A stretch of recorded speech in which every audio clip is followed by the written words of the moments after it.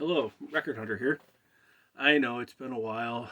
I've been going through a little bit of financial and health issues, and I unfortunately had to sell some records, some really important records to me. And I know a lot of people collect for a while, but I've been collecting for like over 40 years, and I had to sell a few things from my youth to help pay my rent and my bills, and it was a little tough. Um, I kind of emotionally became attached to my records after losing all my family and all my childhood friends, and like the only thing and everything I owned at some point except for my records. So I became attached to some of my these records, and maybe those first 300 I had from my grammar school and high school were the most important. I had to sell a few of them so I could pay my rent and not be living in the street. But and I got a little depressed about it, and that's why I haven't been making videos. But here I am now talking about something else that's a little depressing, which I don't want to be depressing, but I want to celebrate the life of one of the artists that I grew up with. You know, like the last time I talked to you was talking about Ozzy, and he passed, and today I got to talk about Ace Frehley from Kiss, and today he had passed. I know you'll be seeing this video in a day or two tomorrow, which will be the next day after his passing, Ace Frehley. Let me tell you a quick story about Ace Frehley. This is the only solo album I have, except for the four solo albums from '78, where each band member made a record. This is Frehley's Comet, and I remember when this came out. This came out in '86, I believe, and they had this Rock Soldier song that was on here, and Into the Night. They were kind of big, and my friend that I hung out with every day, I had like three best friends, and my friend Aaron, he was huge into Ace Frehley, and he was a huge Kiss fan. He's the one I told you a story a while back about how I go by his house every day, and we hung out for 3 years. Um, was it three? Let's see. Yeah, it was 86 to 89. I hung out with him every single day of his life, except one day I didn't hang out with him, and then he got killed in a car accident, and that sucked.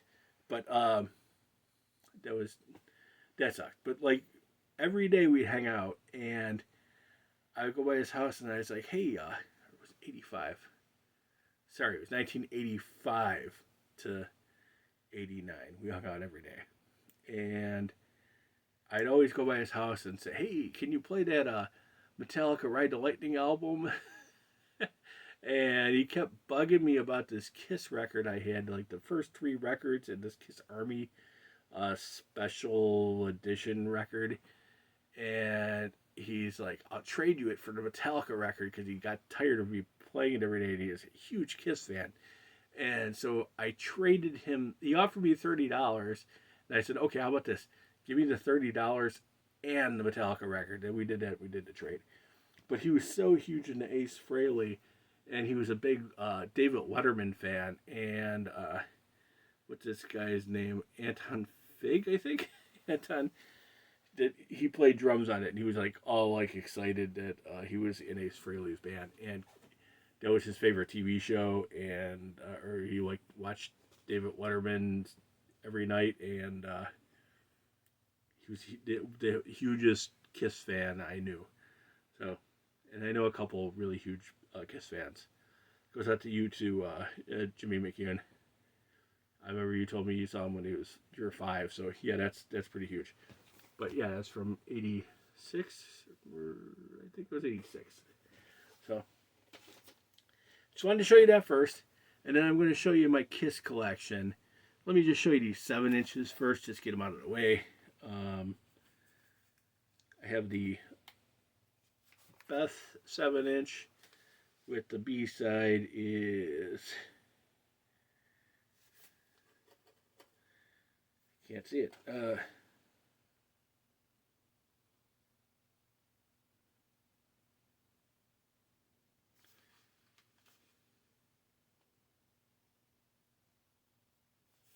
I cannot see it. My eyeballs are starting to go. But this is the best 7-inch. I don't know, maybe you could see it. And then there's something marked on the writing. Okay, and then you got Mr. Speed.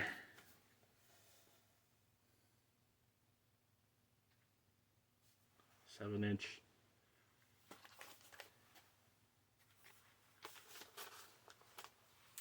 You'll have to look up the B-sides on that. Like I said, getting a little old here. My eyeballs are starting to go. But let me show you. Oh, I never even opened my beer. I'm drinking old style, Chicago style. So, cheers. So, I always wanted to make a Kiss video because I didn't have Creatures of the Night and The Elder. I never made it, so because I was going to wait till I had all of them so I could show them all off. But I don't have those 2 albums. I also don't have Psycho Circus. I had it on CD at some point, but I don't know where that is or if I still have that. But, oh, hold on. Let me show you. I got this Kiss box set, too, which is pretty cool. Comes with a book. It's a flyer. A flyer, this when they got back together.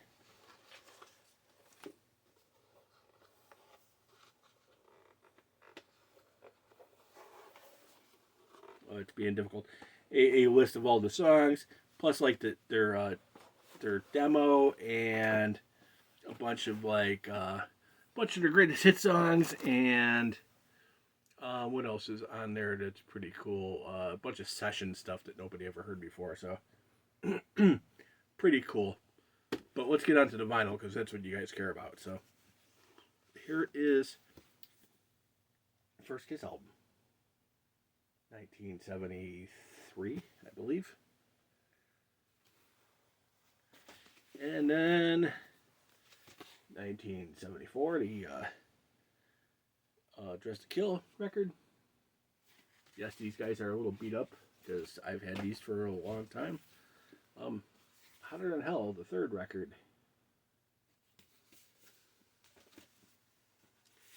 Okay, Kiss Alive. I'll tell you something about this. I think when I was a kid, that this may have been the only record my parents had. I have the original. I think I passed it on to Lydia, my DJ partner, because I gave her some of the stuff I had when I was a kid, but just because I could find a better copy that wasn't so played out. My parents weren't really that big into Kiss, and this is like really the only record I had when I was actually a little kid. And when I was a little kid, I also had 3 of the 4 dolls. Believe it or not, I had all of them except for Ace Frehley. I still have Paul Stanley. I got Paul Stanley here. I found this guy maybe at a thrift store about 30 years ago. But I had him and Gene and Peter Criss when I was a kid. And then later, I picked up another Paul Stanley. I don't know where. Probably a thrift store.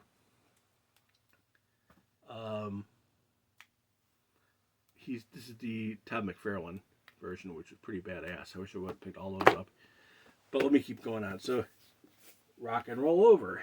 What a great album. This is a record I don't listen to enough. But this one's pretty killer. It's the 4th record. Then Destroyer came out. You know what? Actually, I guess I was wrong.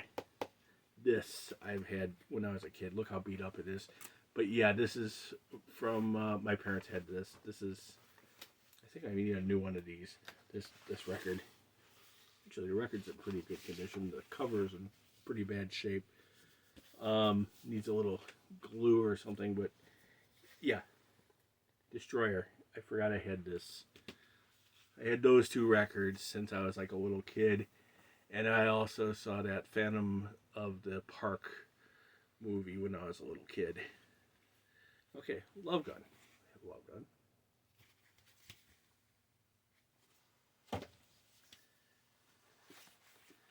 Kiss Alive 2.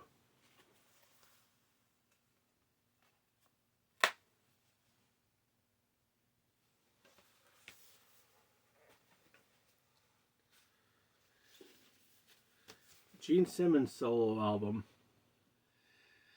I hate to say this, but I always thought Gene Simmons was the coolest looking of the, and had the most like badass stage performance, and uh, but I think this is the worst of the 4 solo albums. Followed by let's see, Paul Stanley. His record was alright. It was okay. Yeah. Um, Absolutely the best of the 4 solo records was Ace Frehley's record. Back in the New York Groove. What a great song. It was uh, Rip It Out. Wow, these are like these were killer, just killer songs on this record. I don't know why they got rid of him. Well, maybe because of this, maybe, and maybe a few other things. Yeah, I know he was the most out of control of them, but man, what a killer guitar player! Um, what a great record! If you only own any of the solo albums, you should get this. And if you're only going to get like a few Kiss records, I'd say get the first 3 records alive and make sure you get this. Add this to your collection. Peter Criss solo album, it was okay. But yeah, Ace Frehley's solo record was the best of the 4 solo records by far. Then I got Dynasty. This was I think they started to like they're getting close to the disco stuff. Unmasked.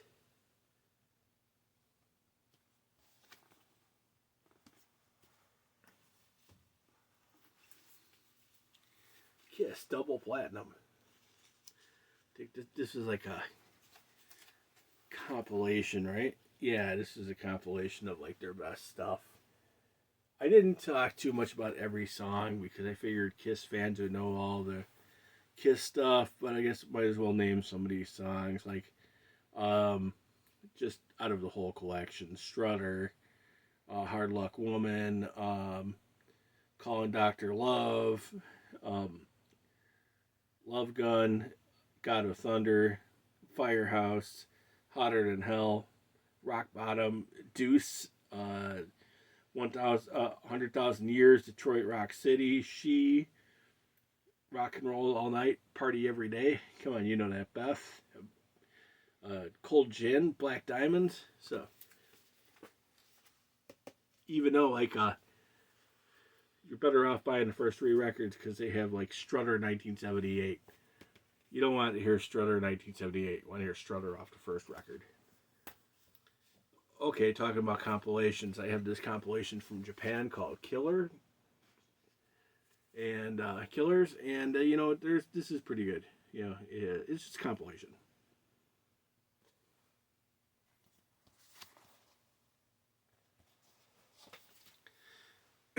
So at this point, they do Unmasked and Creatures of the Night. I need those records, right? So those 2 records I need definitely in my collection, and that's what took me so long to make this video. But now that Ace Frehley has passed, I figured might as well just do it and pick those records up at some point in my life.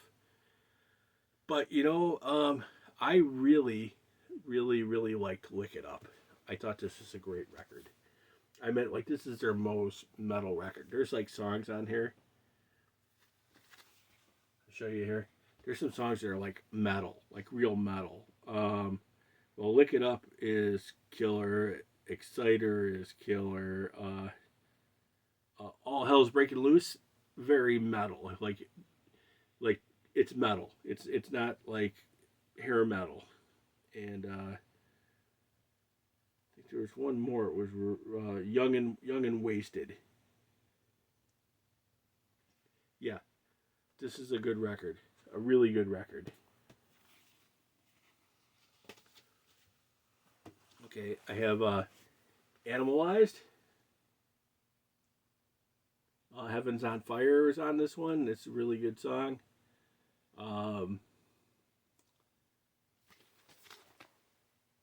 It's when they were really into like the hair metal stuff. Okay, and then I had this one a long time ago when I was a kid, and then like I got into like thrash and death metal really a lot around 86, and by like 87 I started selling off a lot of my um, hair metal stuff, which is really glam metal. And this is one of the records I sold off.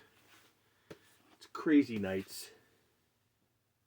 I kind of hate that I bought this this record. Actually, it's not okay. So I saw this at Reckless, so